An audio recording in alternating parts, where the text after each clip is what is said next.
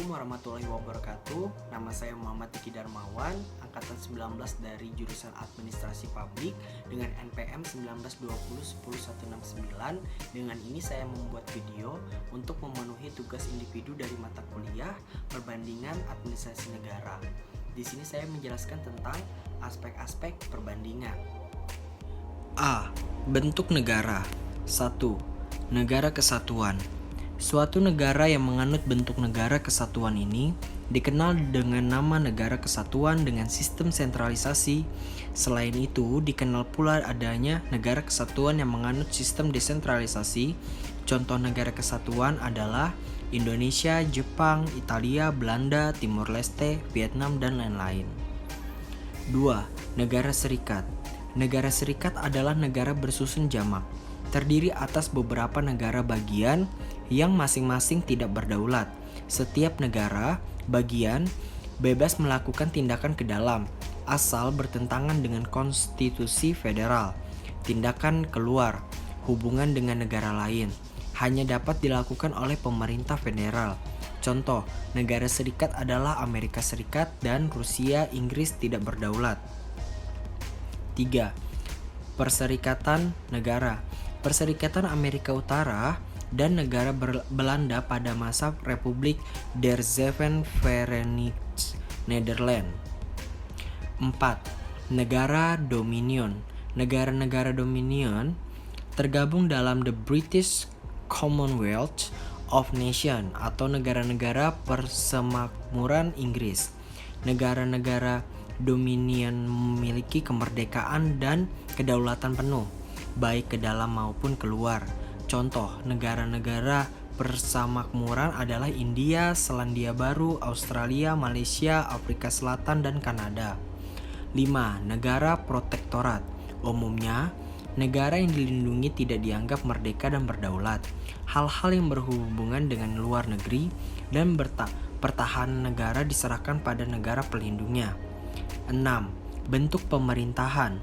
1. Monarki. Pada sistem pemerintahan tersebut biasanya akan berlangsung sepanjang hayat sang raja, ratu, atau sultan.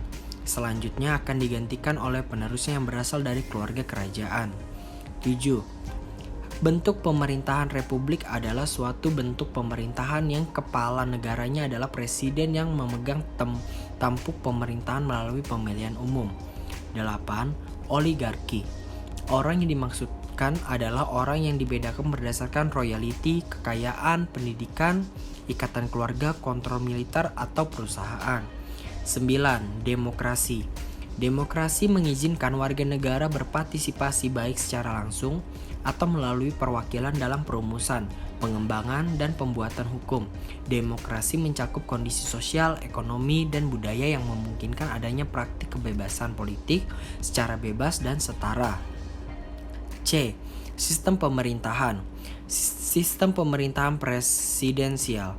Adapun kekuasaan yang dimilikinya itu merupakan kekuasaan secara real, dan dalam hal ini presiden bertindak sebagai the first man yang mempunyai kekuasaan untuk mengangkat atau memberhentikan menteri-menteri. Contoh negara yang menggunakan sistem pemerintahan presidensial adalah Indonesia, Amerika Serikat, Filipina, Brasil, Mesir, dan Argentina. 2. Sistem pemerintahan parlementer. Sedangkan kekuasaan sebagai kepala pemerintahan real dimiliki oleh Perdana Menteri, kabinet maupun pemimpinnya, dapat dijatuhkan oleh parlemen. Contoh, negara yang menggunakan sistem pemerintahan parlementer adalah Inggris, Jepang, Belanda, Malaysia, Singapura, dan sebagainya. D. Sistem politik. 1. Suprastruktur politik. Sebagai mesin politik resmi di suatu negara dan merupakan penggerak politik yang bersifat formal. Bagi negara Republik Indonesia berdasarkan UUD 1945, suprastruktur politik terdiri atas lembaga-lembaga negara seperti MPR, DPR, DPD, Presiden dan Wakil Presiden, Mahkamah Agung, Mahkamah Konstitusi, dan Komisi Yudisial. 2. Infrastruktur politik.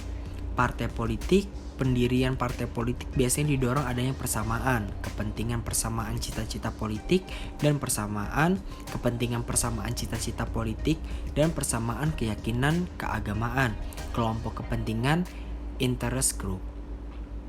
Seringkali kelompok ini bergandengan erat dengan salah satu partai politik dan keberadaannya bersifat independen atau mandiri. Contoh dari kelompok kepentingan adalah elit politik, pembayar pajak, serikat dagang, lembaga swadaya, masyarakat LSM, serikat buruh, dan sebagainya. Fungsi-fungsi lembaga infrastruktur politik, interest aggregation yaitu pemanduan atau pengajuan kepentingan. Lembaga yang memiliki fungsi ini adalah lembaga partai politik. Interest articulate yaitu perumusan dan pengajuan kepentingan. Dalam hal ini lembaga infrastruktur berfungsi menyampaikan aspirasi masyarakat. Sekian presentasi saya mengenai aspek-aspek perbandingan. Kurang lebihnya saya mohon maaf. Wassalamualaikum warahmatullahi wabarakatuh.